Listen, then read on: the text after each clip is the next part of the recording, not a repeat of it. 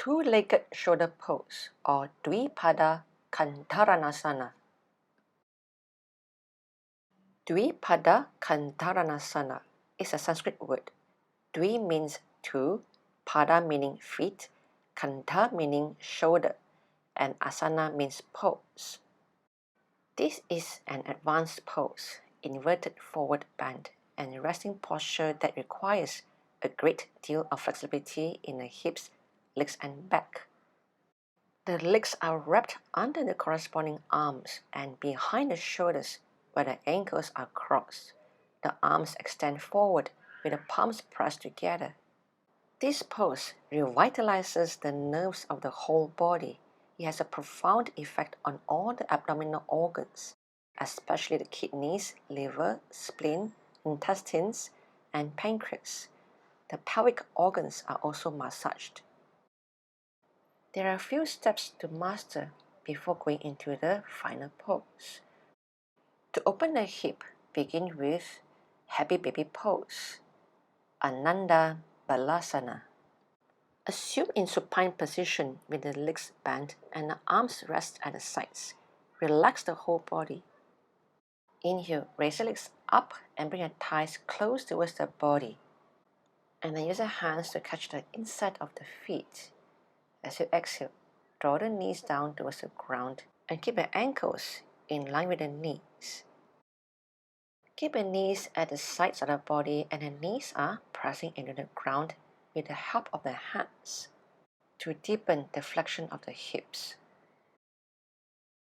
Initially, the knees may not be touching the ground. Practice until the knees touches the ground before moving on to the next level. The whole back should be resting onto the floor and the hips are slightly lifted. Careful not to overuse the arm strength to pull the legs down. Instead, engage the abdominals. Stay for a minute and breathe slowly. To release, inhale, reverse the order of movement. Next level, inhale, raise the right leg up. Both hands catching onto the foot and gently press the right knee down to the ground and bring the foot close towards the face. Remain the left foot grounded. Both sides of the back of the body remain grounded. Engage the abdominals. As you exhale, gently pull the right foot close towards the face until the big toe touches the forehead. Stay here for 1 minute and breathe slowly. To release, inhale, reverse the order of movement and repeat on the other side. Once you master step 2, move to step 3. Inhale, raise both legs up, bring the thigh close towards the chest, and then clasp your feet with the hands. Take a deep breath, inhale. Exhale, draw the feet close towards the face, with the knees touching on the ground, keeping at the sides of the body. In this position, the lower back and hips are raised, only the upper back and mid-back grounded. The arms on the ground alongside with the head. The soles of the feet are together with the hands clasping it. Maintain some arm strength to keep the feet close towards the face. Stay here for 1 minute. To release, inhale, reverse the order of movement. Once you master step 3, go to step 4. Inhale, raise the legs up, clasp your feet with the hands. Keep the soles together. Exhale, bring the feet behind the head. Try to keep the neck long in this position. In this position, some part of the mid-back, the whole lower back and hips are off ground. Keep your arms grounded to stabilize the upper body. In this position, the abdominals are engaged strongly, which gives a deep flexion of the hips. Stay here for 1 minute. To release, inhale and reverse the order of movement.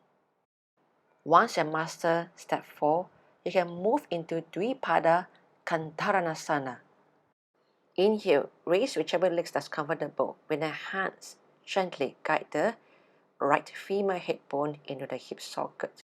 Exhale, externally rotate the right hip joint and bend the knee pointing to the side. Exhale, bring the right foot behind the head and the leg under the armpit of the right arm. Slowly snug the body out from the right leg and rest the head onto the right leg. Engage the pelvic floor to allow the pelvis to move deeper into the hip joint. Inhale, elongate the back muscles and create more space to the shoulder girdle. The hand remain holding on the foot so that the head doesn't slide out from the leg.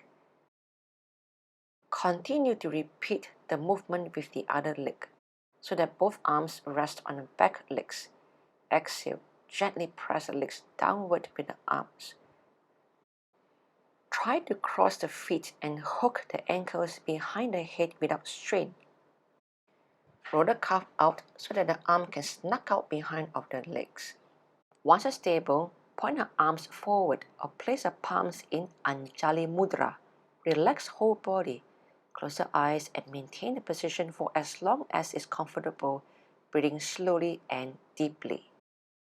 In this position, the hips are in deep flexion, externally rotated. The head, upper back, lower back, hips are off ground. Only the mid-back and the knees grounded. The breathing may be shallow as there is a deep compression on the chest. Continue to breathe slowly and don't hold the breath. To release, exhale.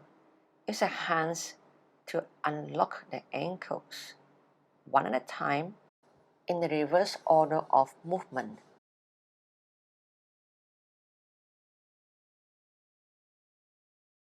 Rest here in a few breaths with the knees bent to reset the spine.